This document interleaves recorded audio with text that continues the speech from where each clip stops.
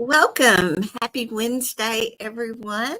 I am excited to be here with you today, and I'm giving everyone just a few minutes to get connected and join in. I will check. It looks like we are connected successfully on Facebook, on LinkedIn, and YouTube. So way to go. Would love to know where you are joining us from. Type your city in the chat if you are joining in. And just a little housekeeping, if you are joining us from Facebook, real important that you go to StreamYard.com/Facebook. I've got that address right down below me here on the screen, and you can definitely go there and give StreamYard and Facebook permission to speak to each other. If you don't do that and leave me a comment, what's going to happen is it's going to say Facebook user, and I'm going to have no idea who I'm talking to. So I would be very grateful if you would do this for me. There is if you've done this before on the device for which you're watching us, no need to do it again. You should be good to go. So appreciate you doing that. And I hope everyone can hear me okay.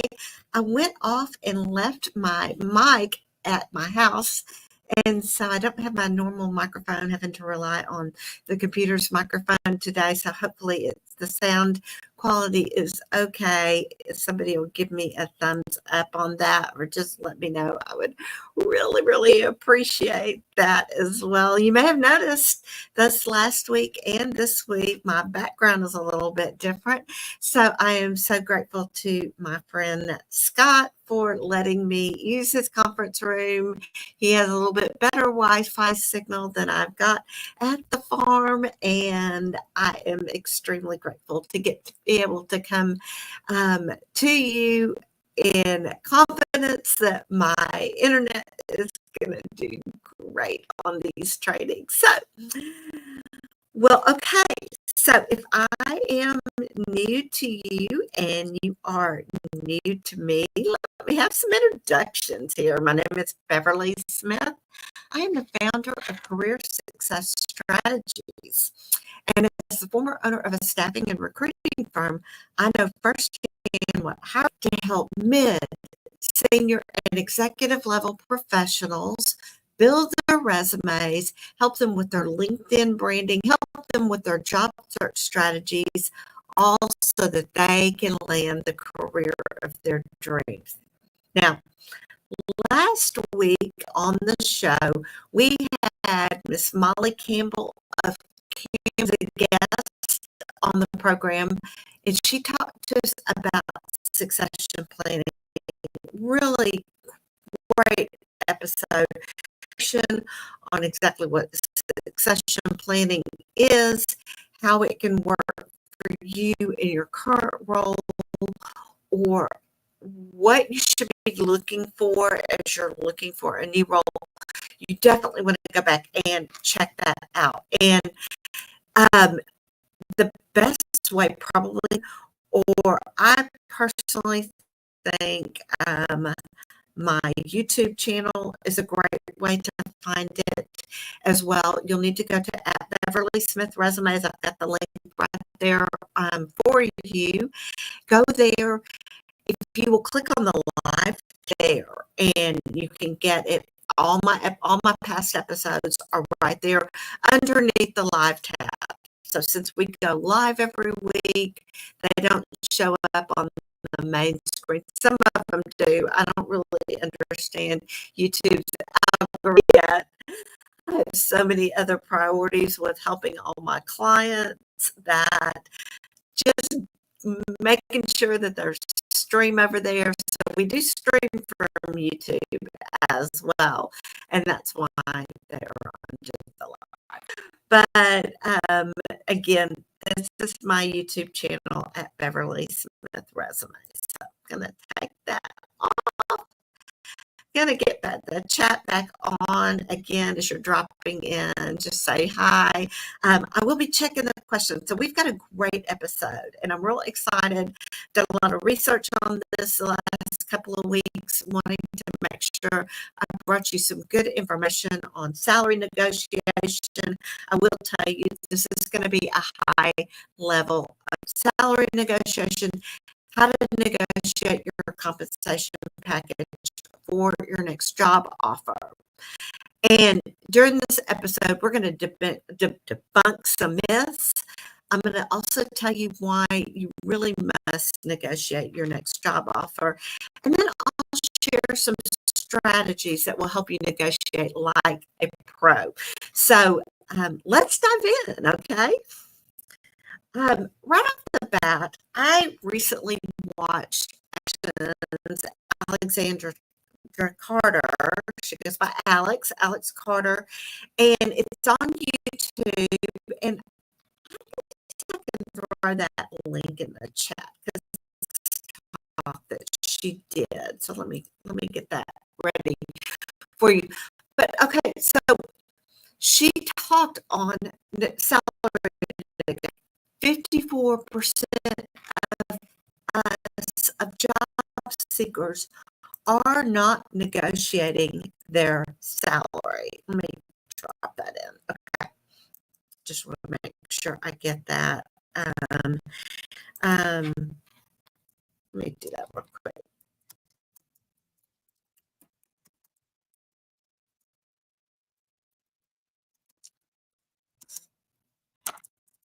Okay. There. Got it in there. Are not negotiating our salary, which I was really surprised that statistic was that high.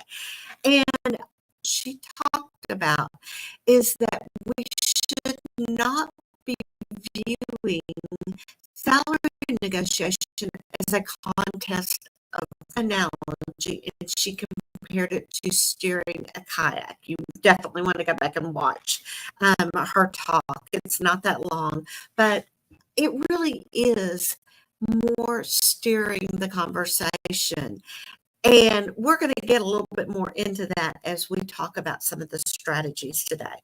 So I want to also add another stat that the more senior the role of or the uniqueness of the skill set for that you may have, there's more flexibility that the hiring authorities are going to have in negotiating the total compensation package. So just keep that in mind. Higher up you are, so again, for those of you that are my clients, mid, senior, executive level professionals, definitely you are going to want to and be expected to negotiate your salary. And more entry level positions, there may not be as much room for negotiation, but don't tune me out yet, because you may hear some things along the way that might surprise you. So let's go ahead and address some of the myths around salary negotiation. One is that your job is not negotiable. Most usually are or have some aspect that they may be willing to negotiate on. And trust me, as someone who has hired lots of people, I know that this can be true. So another myth is that the recruiter you're working with has told you the employer will not budge, or and that could be a third-party recruiter or an internal recruiter. That's also most likely going to be a myth as well, because maybe there's not a whole lot of wiggle room in the salary aspect, but one of the things that you're going to find is there may be other things that you can negotiate on. So don't let that be a discouragement for you. The final one, and I think really does intimidate a lot of people, is that you're afraid that they'll rescind the offer.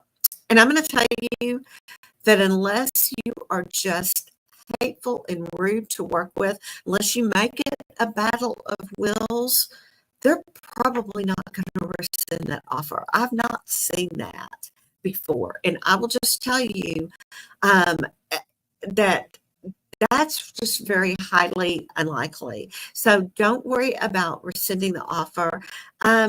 Reasons to negotiate, let me just say, carrying on from that, if you don't ask, the answer is always going to be no. Keep that. That is just a good rule of thumb on anything in life. There's really nothing for you to be afraid of. In fact, I will tell you this as a previous employer. I will also tell you from my research that I did on preparing for this live stream. Employers are saying that it actually, they earn the respect of a new employee. They look favorably and prefer candidates who can skillfully negotiate. And especially in your career, in the types of positions, skill set. And finally, let me just say to the employers, once they've identified their best candidate, it's costly on many levels. So the time they spend searching, if they are paying someone outside to search for them, if they are paying for advertising, so they've got job postings. I mean, there's a lot of expense. If the position is currently open, I mean, there's no one working in it, it is costing them money to have that position open. The longer it sits open, the more it costs the company. So they do not want to restart it. They want to fill that position as quickly and with the right candidate as soon as they can. So, and y'all, I've just seen that so many times in my experience as working as lawyers. They absolutely hate having to go back to the drawing board. And let me just also throw this in there. I wasn't expecting that even in the current climate, they could be up against a really good candidate having multiple offers. So they want to make it, but that right candidate is going to say yes to their offer. So they will be willing to negotiate. All right. I'm going to double check here and see if anybody's got any comments or questions so far. Okay, I'm not seeing anything, but if you do, be sure to leave me that. And let me also add too, if you're catching this on the replay, also tag me in the comments. That way I get a notification that you have commented, and I can come back and ask your or answer your questions that you've got. Okay. The very first thing I want to say is it is very important that you research ahead of time and that you know your worth. And what I mean by research ahead of time is really even before you start the interview process or as you're starting it, before you actually go into the interview, the salary range, not only for your position, but the area of country that you live in, and what is reasonable for that range.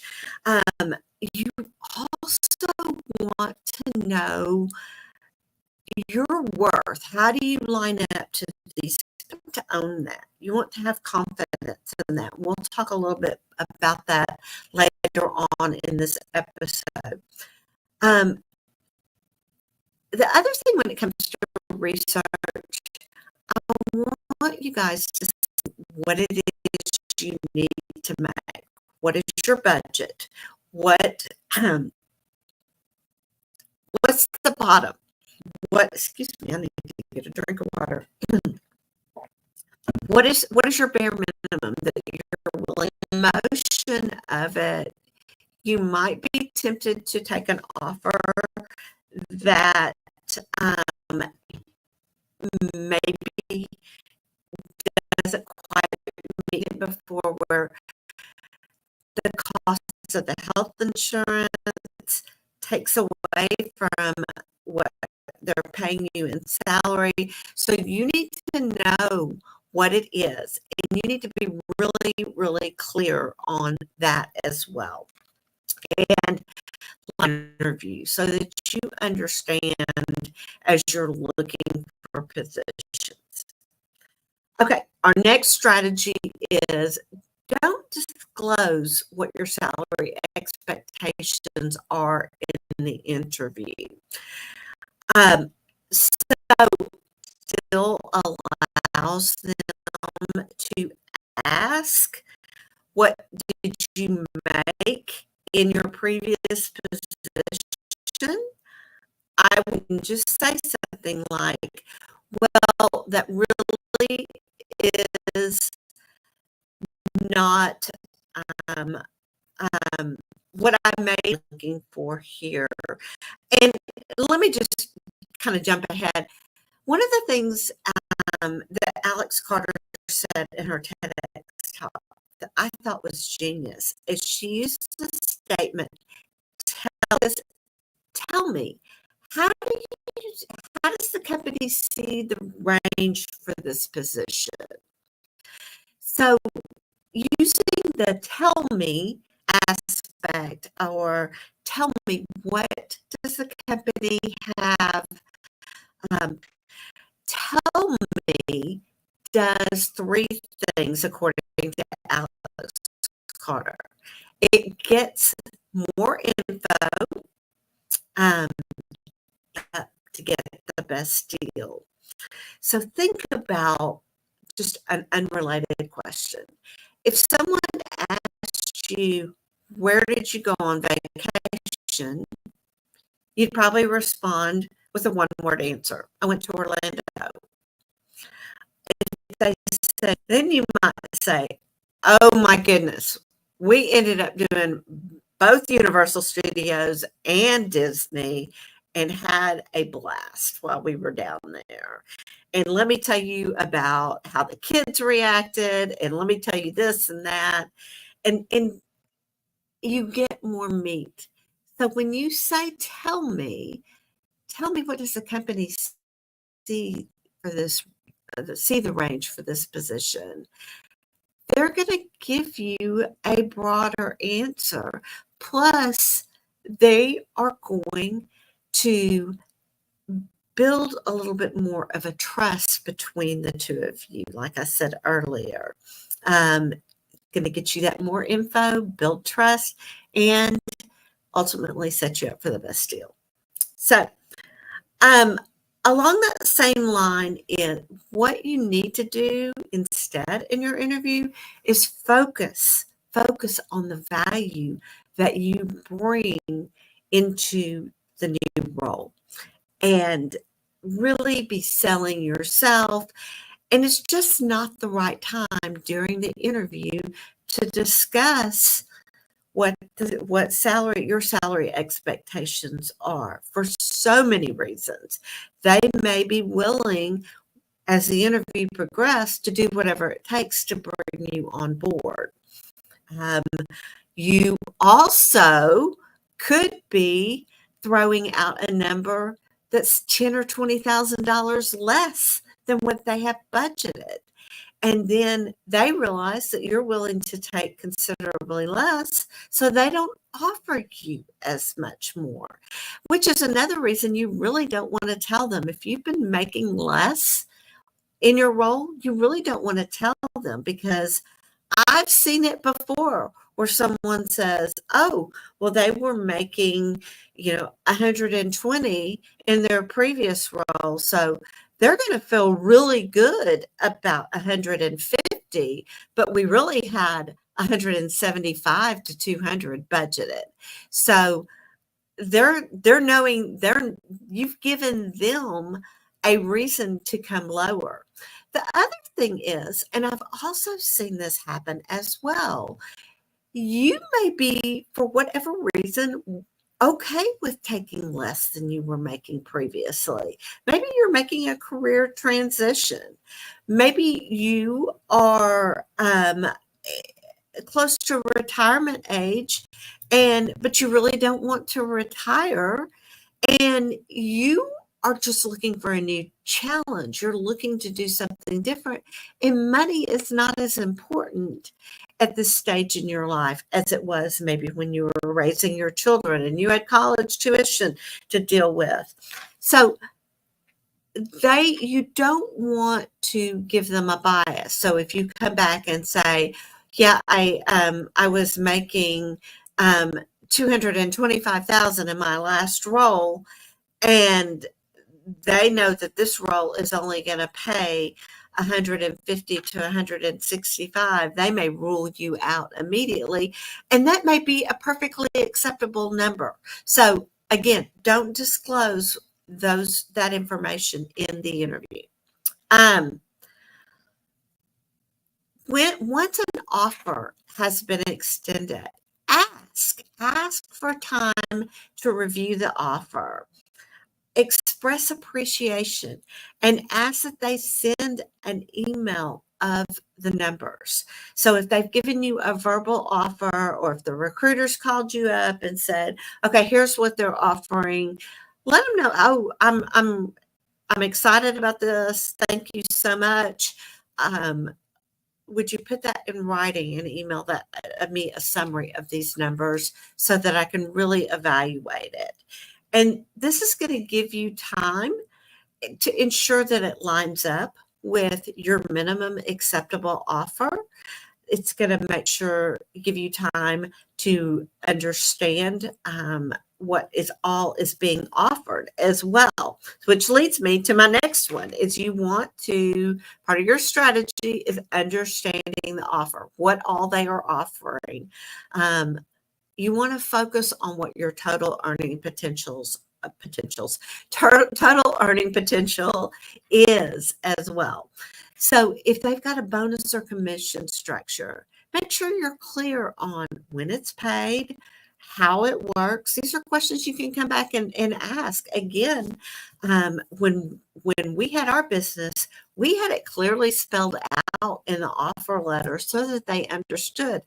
And oftentimes we had examples that we plugged into the offer letter so that they could see what that potential would look like. So make sure you're clear there. Make sure you understand what the benefits are. I alluded to this earlier, but how much does the employer pay towards your health insurance? I've seen employers that don't pay anything towards it. I've seen employers that only cover 50%. I've seen employers that cover 80%. I see employers that cover 100%. So that's going to affect your offer. You, as part of your research, and I should have added this to research, you want to know what it would cost you to get a health care plan as well, just in case that is something there. Another thing, if your spouse has great benefits and your benefits are through your spouse, don't say, I don't need health insurance yet. Save that. That could be a bargaining chip down the road. So here's what I want you to do is get clarification from them as to how much that is. So if they say, okay, the employer pays 80, the employee pays 20, find out what that's going to look like for you. Know your PTO and your vacation, your holiday pays, what's offered there. So they may have a very generous package that could be worth money to you. And again, this may also be something that maybe they come in and say 2 weeks the first year, and you may come and say, look, I'm leaving a position where I have 4 weeks accumulated, and I take 4 weeks, and I feel like for the nature of the work that I'm giving you, that 4 weeks would be an acceptable offer. Or would be acceptable. So that may be something that you want to negotiate on, and know that some employers definitely will do that. They may offer tuition, or they may reimburse tuition for you to do continuing education. They may pay for you to get certifications. So find out there. Those all factor in. If they've got a tuition reimbursement for you or family members to go to school to get a master's degree, you want to look at that. I know here, the local university, they pay 100% tuition to their employees, and they, I'm not so sure, but they may pay for a partial tuition, and you can just add that to your bottom line if that's something that you want to pursue. How much is that university's tuition? And there you go. Tack that on to your what they're offering you, and that can be pretty lucrative. Memberships, networking. Do they pay for those? What is your benefit there? What do they reimburse you for? What about stock options, a savings plan, or 401k? All of those things are going to be part of your addition to benefits. Do they pay a relocation package? Do they have a relocation package? So if you're looking to relocate, what does that look like? You want to get that spelled out. And maybe you don't need to relocate, but you know that they have advertised that they pay a relocation package. There could be a negotiation chip there as well for you. So that might be something that you come back and say, hey, look, you're not going to have to pay me, to relocate. Well, could you possibly, pay me a couple of $1,000s extra? And I guess this kind of leads me to my next one, which is why I pause there. Do they offer a signing bonus? And if not, maybe the relocation package, maybe a relocation could be converted into a signing bonus. So they're not having to pay someone $10,000 to move, or they're not having to pay out an extra $10,000. Maybe they could add that, if not to your salary, maybe they could do that as a signing bonus. So those are some different chips that you could negotiate on as well. So it's real important, going back to everything, to understand what all is included in the offer that they've extended. Okay, so the next strategy, and I don't have a hard, concrete answer. I'm going to give you some pros and cons, but that's, should you negotiate via email, or should you negotiate in person? And just real quick, let me see. I don't see that we've got any comments. So let me just jump back over. So here's the thing. I think there's some pros and cons to both. With email, it's easier to really put your thoughts in writing and make sure that we're not having some misunderstandings, and really get everything completely laid out there.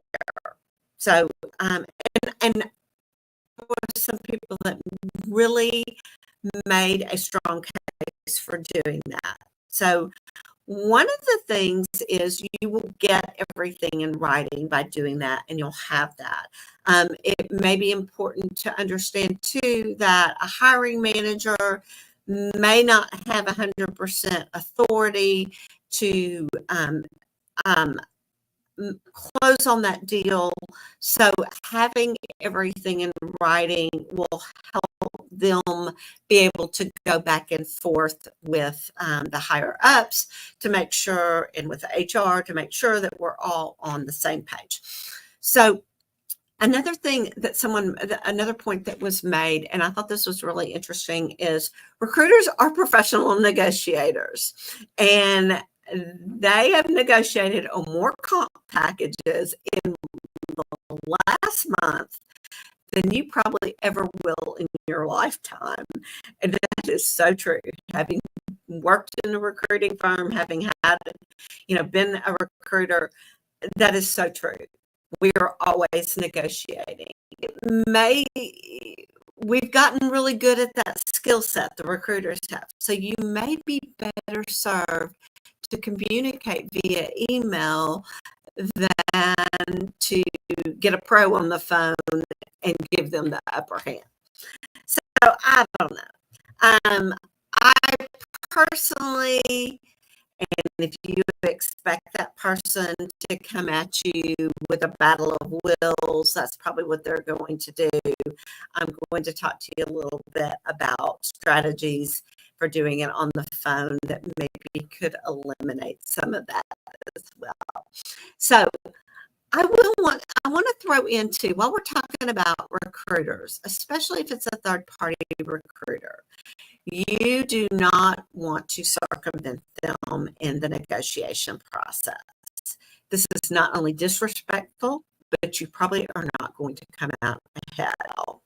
Chances are this is not the first position they have filled with that company. And they have strong ties and strong relationships. They know where that client, where that company, that employer will bend and where they will not bend. They also know how they're professional negotiators, remember? They know how to work it, and it is in your best interest to let them do that. It's also in the recruiter's best interest, to get you as much money as possible. Because here's the deal. They are usually paid a percentage of your first year salary. So they want you to get all that you can get. And they know that their client, this employer, does not want to restart the search, so they can leverage this way better than you can. So just a little caveat, side detour here. Want to get back to let's talk about negotiating in person or a video chat or phone. You can always contact the recruiter or the hiring manager, the person that you're speaking with, to set this up and to schedule that. And again, you can negotiate via email, but there's some things that are going to be more effective when you have that verbal exchange. I feel like sometimes tone is hard to hear in an email, and sometimes there can be miscommunications because of that particular thing. So when you speak to someone on the phone, it allows you to have a back and forth conversation, just a real human to human, belly to belly conversation, even if it's not in person. This gives you the opportunity to express gratitude and for the offer, to talk to them about what it is that you're excited about, remind them how you can bring value, and also clearly communicate what your requirements are. You definitely want to be respectful of them and know that they're going to be the ones that are advocating for your salary to any decision makers that may be above them. So I think that this is an important point, no matter which one you choose, is that you want to keep it positive. You want to steer that kayak, as Alex Carter said.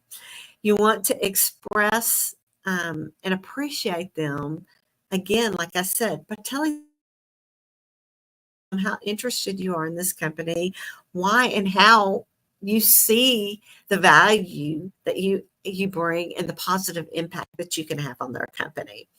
This approach is going to do more in getting you what you want than you trying to play hardball with them, having that battle of wills like we talked about earlier.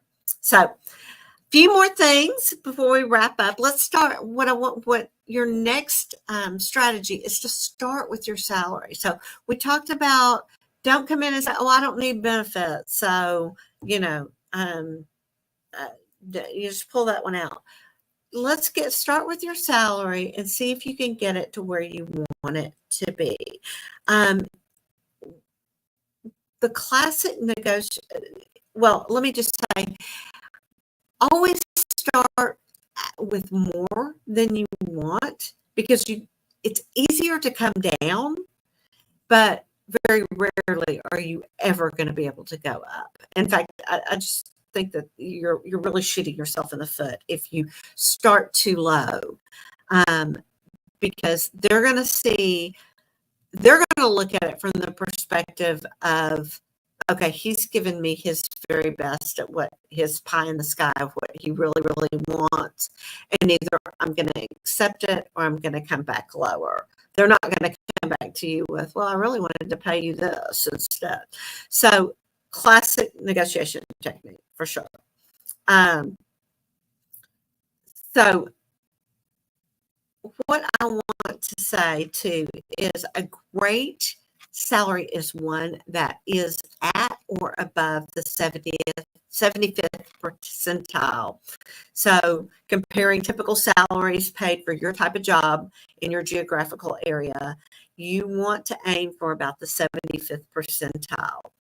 And so again, this is going to have to you're going to have to done your research like we talked about at the very beginning and know where these fall.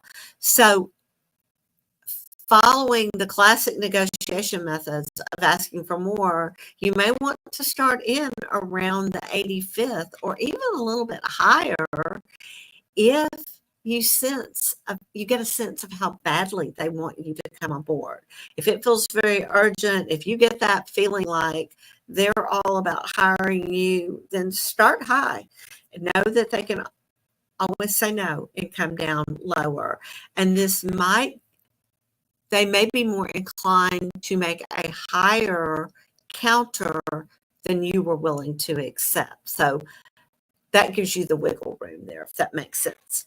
You want to use data to justify your salary range. You want to present evidence of your market value, and that's going to help make your case stronger. And again, like I said, employers appreciate well-researched candidates. So don't be afraid to back up what you're looking for by demonstrating the research. So after you've negotiated on salary, then this is where you can, use your other bargaining chips. You can come back and say, look, there's a couple of other things that I think we're really close. There's a couple of other things that I'm interested in. And this is where you can come back and say, I really want to get certified in this area. Will you pay for me to do that? Or I really want those extra weeks of vacation. We've done this. Another thing is maybe you're not eligible to take vacation until a certain point, but you've got one on the books. I see companies all the time saying where the place says, hey, I've already got this trip scheduled with my family on such and such. Can we do this? So these are things. And also too, let me just kind of come back and say, if like for the health insurance thing, if it's going to take a big chunk because they're only paying 50%, you may want to come back in and say, you may want to factor that in with what you asked for.